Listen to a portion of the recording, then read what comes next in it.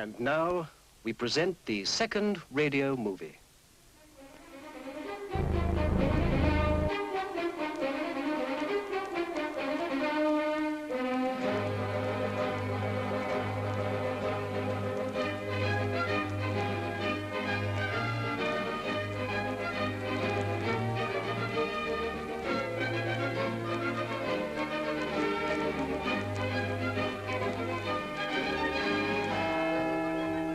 From the Midlands, the Cobblers. An everyday story of county folk.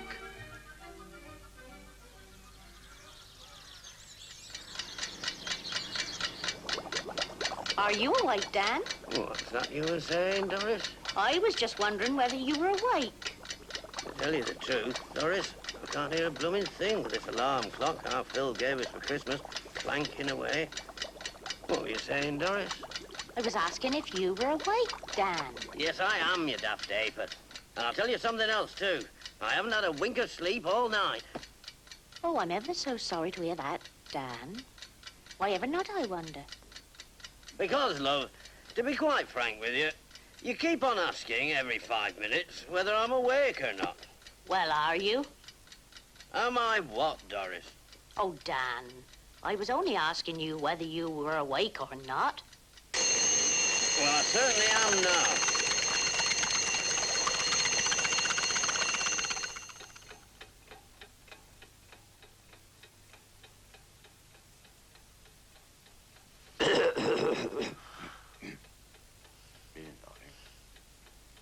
Lillian? You awake? Lillian? Thought not. Ah! Oh! Oh! Ah! Oh! Ah! Oh! Morning, Phil. Morning, Joe. You know, I've been looking forward to this morning ever since last night. Go on. Yes, I've been looking forward to putting some of my pet theories into practice. About getting out of bed, you mean? Exactly, Joe. You see, according to this pamphlet produced by the Accident Prevention Research Council, it seems that it makes quite a considerable amount of difference which part of the body touches the floor first. Yes, I think I follow you. Go on, I'm with you so far. If it's the head, apparently... That touches the floor first, you mean? That's it. Quite a bit of nasty-ish brain damage can result. Point taken, but what's the alternative, Phil? Well, by and large, the council seems to recommend the feet. Always assuming, of course. Exactly, Jill. Always assuming that the bedside rug has been firmly nailed to the floor. Yes, Phil, especially for the elderly and infirm. Our local branch of the WI have been trying to hammer that home for years. Yes, and quite right, too, in my opinion.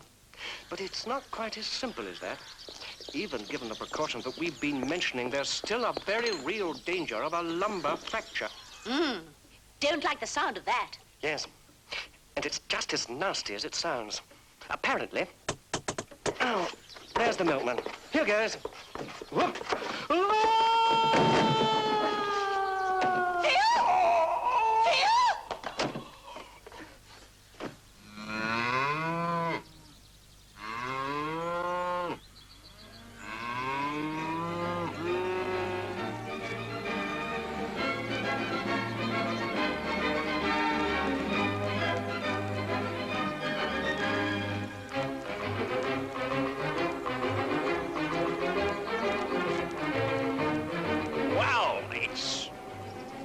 Good of you to give me this lift into Borchester, Mr. Begorra, and I'm very grateful. I don't need to tell you that.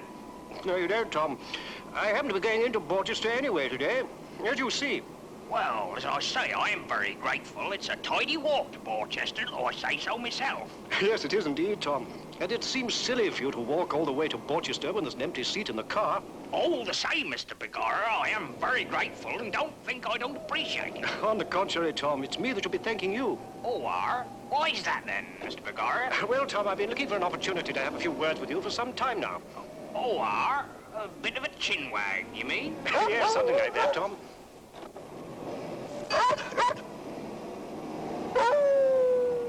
And it wasn't really in your capacity as a gamekeeper that I wanted to approach you. You don't mean about young Phil falling out of bed this morning and dying under such tragic circumstances, do you, Mr. McGorra? No, Tom, this is something rather important, as a matter of fact, and something I've been wanting to get off my chest for a very long time. What I have to say concerns not only you yourself, but also your wife, Prue, and for that matter, my wife, Carol, Rolf Beverly and Lillian, Dan and Doris Cobbler, not to mention Walter Tumbrell, Zebedee Thing, Ned Parking, Nora Pepper, and a great many other people in Umbridge, too numerous to mention. You mean people like Mrs. Perkins, young Tony, the vicar said, and Polly Bird? Precisely, Tom. I want an answer to my question, and I want an honest one. Well, fire away then, Mr. McGorra, and I'll do my best to answer it if I can. And I warn you, Tom, I don't want any beating about the bush. So don't imagine you can fob me off with any old answer, because that simply won't wash. I want a straight yes or no. So I want you to look me straight between the eyes, Tom, and give it to me fair and square. Is it going to be yes or no?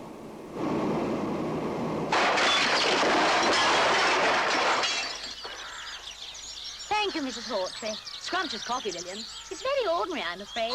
Ralph brought it back for me after one of his business jaunts to London. Lucky girl. You know, I don't think it's generally appreciated what an art coffee making can be.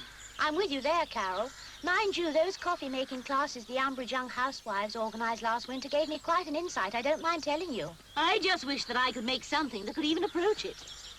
Mind the china cupboard, Mrs. Hawtrey. Carol, now you're here, there is something I want to say. Yes, I think I know what it is, Lillian, and I'm not sure whether you ought to under the circumstances.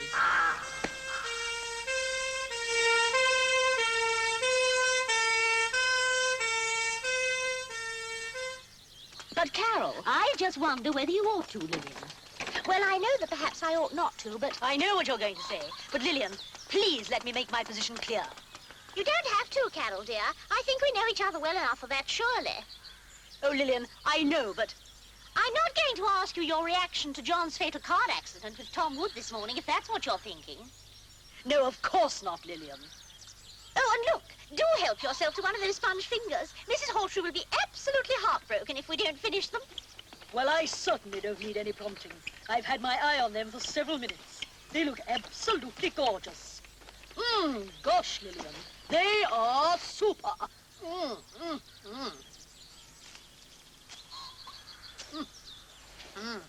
Not good for my figure, but now John's gone, I suppose I can really let myself go, waistline-wise. I'm glad you like them. We're so lucky living here at the Dower House. But, Carol, to get back for a moment to what I was saying, it's something that's been on my mind for a long time, really. I was just wondering whether... Why, Peggy, what a lovely surprise. Hello, Lillian. Hello, Carol. Well, you know what it is. The inquest into poor Mr. Begorra's unfortunate demise was dragging on, and I was sure you wouldn't mind me dropping in for a nice cup of tea, would you, dear? We only drink coffee at the Dower House, Mummy. Well, that'll be lovely, Lillian. I'm sure I shan't be able to tell the difference. 6 lumps, dear, if you don't mind. But to tell you the truth, I didn't come here just for the pleasure of your company. The fact is, there's something I want to talk to you about, Lillian. Oh, is this something you'd prefer I didn't over here? Because I was just going anyway. You must excuse me, Lillian. I promised Walter Tumbrell I'd pop in with his registration certificate for the electoral roll. I'm not sure that everybody realizes that they've got to be in by the 19th, you know. No, Carol. What I've got to say is not just for our Lillian. It concerns you too. In fact, it concerns not only present company, but also a great many other people, including Ned Parkin, Zebedee Thing, Dan and Doris Cobbler, and others too numerous to mention. Like Greg and Nora Pepper, you mean? Exactly, Lillian. Well, actually, Mum, I was just going to tell Carol something as a matter of fact, but it also concerns you. Oh, really? It's nothing to do with those freshly baked homemade sponge fingers you've been eating, is it? Only you're both looking very peaky.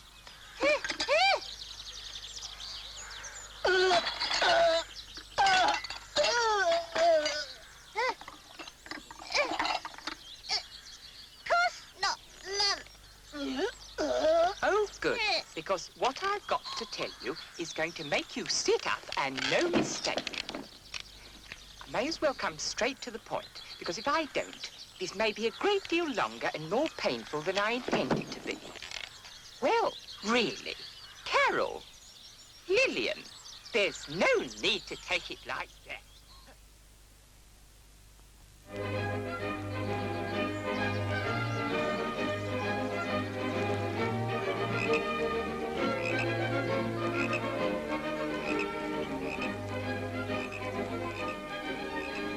Zebedee, my old pal, my old beauty. Morning, Walter. Just stop passing the time of day, Zebedee. Oh, come now, Walter. You never did walk up Gallow Tree Hill just to pass the time of day with the likes of me, Walter. Oh, you be such a suspicious old codger, Zebedee. But now you comes to mention it, there was something that's been gnawing away at the back of my mind. Like a wed lamb on an old turnip, as my old granny used to say. God rest her soul. Well, I can't talk at the moment, Walter, as you can plainly see. No, just to leave what you're a-doing to that poor old bull a minute. Put down these shears, my old pal, and come over here. I tell ye, I got something real urgent to tell ye. I can't stop now, Walter. You know you listen to me, Zebedee thing. Either he attends to what I've got to tell ye, or you and I'll be falling out, my old pal. So what's it to be? I've got to know, see, for I'm not a-standing here all day. Ah!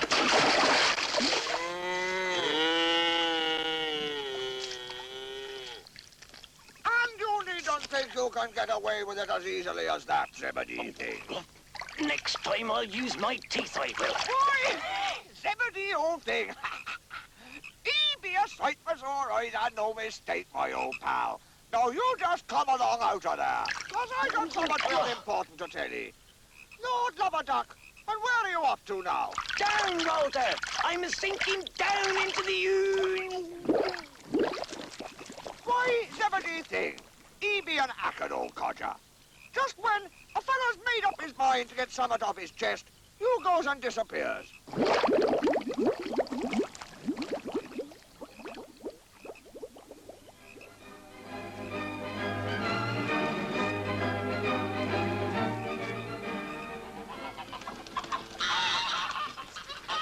Morning, Ralph. Don't you mean afternoon, Mr. Cobbler? Why, is it after 12, Ralph? Bless my soul, but you know, I hadn't noticed. I've been so busy hosing down this yard, why, the morning's just flown by. That's the trouble with you pre-mechanization old farmer stick-in-the-muds. You never notice anything. Now, just a minute, Ralph. Where's all this leading? That's what I'd like to know. I fully realise that young Lillian's unexpected death from eating tainted sponge fingers must have come as a shock to you. It would have to anyone. Oh, fiddlesticks. May I lay my cards on the table and speak frankly? Why, certainly, Ralph. I'll be glad to. You are an imbecile, Mr. Cobbler, a manure-spattered, evil-smelling, bandy-legged, broken-toothed, senile, rustic cretin. I am I? Yes, but that's not what I came to talk to you about. It's something that's been on my mind for some considerable time. What I have to say may have very far-reaching consequences, not only for Umbridge farmers, but also for people as far afield as Borchester and Penny-Hassett. I say may, because what I have to say will depend very much on the reaction of you and your ilk, Mr. Cobbler. You mean... Exactly. If your reaction is positive, and by positive I mean in the affirmative, that is to say a plain yes or any indication of general agreement, I may have more to say about this. I think I follow you. You mean that what you've got to say is going to depend to a large extent on how I take it. Is that what you mean, or isn't it? Because I've got to know one way or the other. And what I need to know now, which is of the utmost importance to me, is what's it to be, eh? All in good time, Mr. Cobbler. I'm coming to that. Dan, the lavatory man's here. Bless my soul, can't you see I'm talking to Mr. Beverley, Doris? What he has to say may have very, very, very far-reaching consequences. Not only for Umbridge farmers, but also for folk as far afield as Borchester and Penny-Hassett. And what's more, the reason that I say may is because what he has to say will depend very much on my reaction. Well, what the sanitary gentleman is about to tell us may have very far-reaching consequences, too. Oh, do give over, Doris, woman. Sorry about that, Mr. Beverley. As I understand it, you were saying... Let me make my position absolutely plain, Mr. Cobbler. What I have to say isn't something I've just thought of on the spur of the moment. I've taken a good deal of advice on it from my advisors, and I know that one of the things that's entered their own calculations is your own possible reaction to what I have to say. I don't quite like the sound of that, Mr. Beverley. Like it or not, Mr. Cobbler, that's progress. Now, look here, Ralph. Maybe it is and maybe it isn't. but I'm telling you... Before you do that, Mr. Cobbler, let me just say this. I've always prided myself that I'm a man who's got both feet on the plough. Are you? Well, that's just where you're wrong, Ralph. What are you driving at? I don't follow. Where you're standing is the cover of the famous time-honoured old Norman well that goes back donkey's years. But I didn't mean to interrupt you, Mr. Beverley. What I want to know is, just what is this proposal you have to make to me? Spit it out. Can't you come to the point, man? I intend to, Mr. Cobbler. But first, let me say this. As you know, I'm a busy man, and time means money. So you'll excuse me if I'm brief. Dan, have you seen the sanitary gentleman? He said something about going off to trace the plumbing. Just a minute, Doris. Sorry about that, Mr. B. Ralph? Well, I'll be...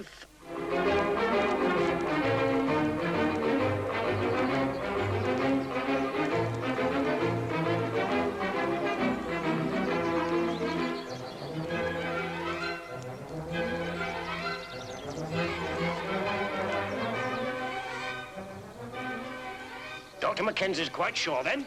Oh, yes, there's no doubt about it. It's bubonic plague, all right. Isn't that what they used to call the Black Death or some such name in the old days? That's right, Mr. Woolley. Apparently, according to this book that Dr. Mackenzie lent me, in the good old days, I mean the 14th century and such, this Black Death menace was responsible for wiping out half the population of the whole of Europe. That says maybe, Tony, but I had something important to bring up, so let's change the subject if you don't mind. No, of course not, Mr. Woolley. About the golf range, is it? No, Tony. It's not something I wanted to tell you about, and certainly not ask you about. I wouldn't call it sounding you out, either.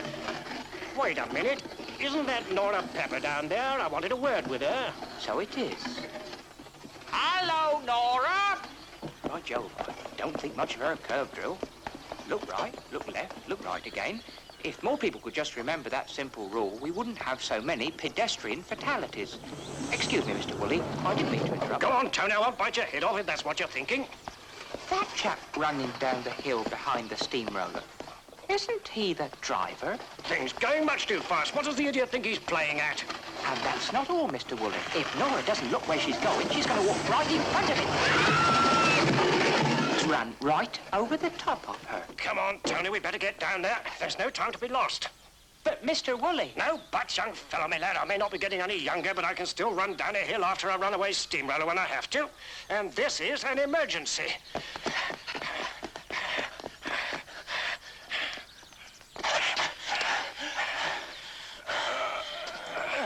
It went right over me. Are you all right, Nora? I think so, Mr. Woolley. It fair knocked the wind out of me, you see. It all happened so quickly. 1 minute, I was walking down the middle of the road, and the next I was lying on me back, here with this great concrete wheel going over my face. Well, no bones broken, Nora. Oh, that's better, Mr. Woolley. As soon as the patient's on her feet, it's apparently a good idea to get her as far away from the scene of the accident as possible. Come on in, Tony. Help Nora across to the shade of that old elm tree. I was just saying to young Tony here, there's something I've been meaning to have a bit of a chinwag about for goodness knows how long. If you've got a minute, that is, Nora. Oh, of course, Mr. Woolley. I've got all the time in the world.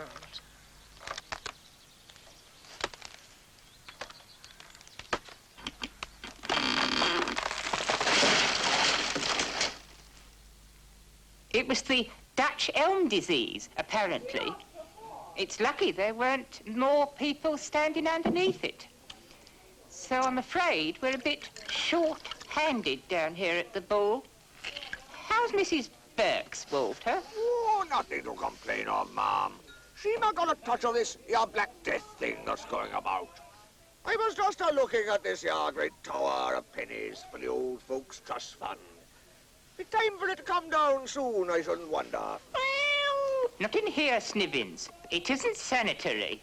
Why, when one looks at them great old pennies, it's a wonder how we ever carried them around. Them being so heavy, ma'am. Snibbins, now, don't jump up there. Why ain't you bothering me, ma'am? Hello, old black fella. Them be a lucky, ma'am.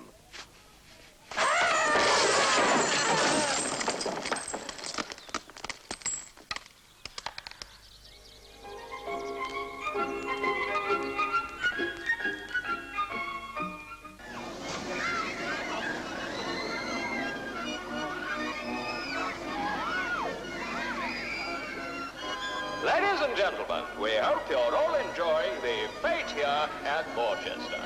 Before the tug of war, just a flash for those of you with boys in the forces. The Chinese invasion force is meeting no resistance. Repeat, no resistance. And the Minister of Health and Social Services has just asked us to say that the canister of nerve gas that was inadvertently dropped on Umbridge this afternoon has still not been recovered. Meanwhile, here it's all the fun of the fair. And here is a result. The over-60s Miss Micro-Skirt competition has been won by Brigadier Sir Chester Bestie. Well done, Sir Chester. And now the event you've all been waiting for. On a more serious note, the tug-of-war marathon between the Borchester Brawlers and the Umbridge Globetrotters. Will competitors please proceed to the tug-of-war enclosure to take up the road? Excuse me, hello?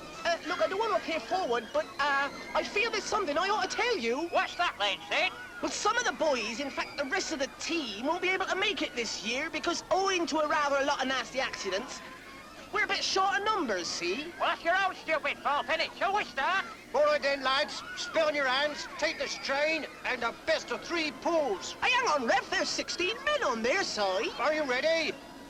Take the strain. Heave! Borchester! Borchester! Come on! Borchester! Come on! 1, 2, 3, 4! 2, all wait for! 1, 2, 3, 4! 2, all wait for! B-O-R-C-C-H-E-Z!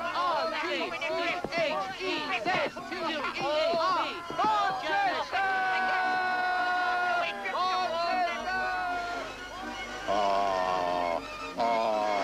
I think he's a gunner. Poor old Sid. One of the best folks in Umbridge, he were. That he were. He'll be missed. Oh, that he will.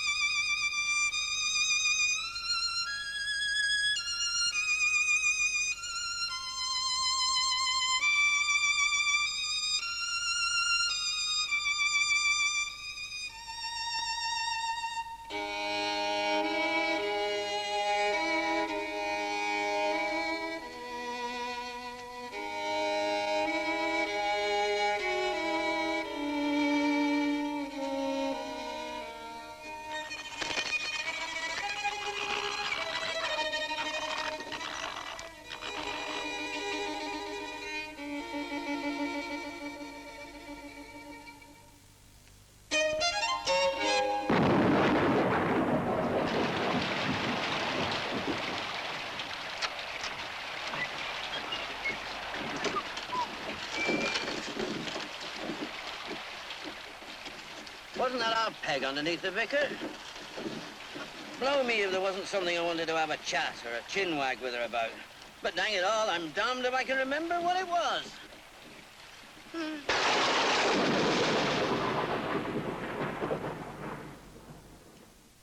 Hello, Dan. Hello, Doris, old girl. Oh, my word. It's good to get the weight off my feet. Oh, I don't mind telling you that, Doris.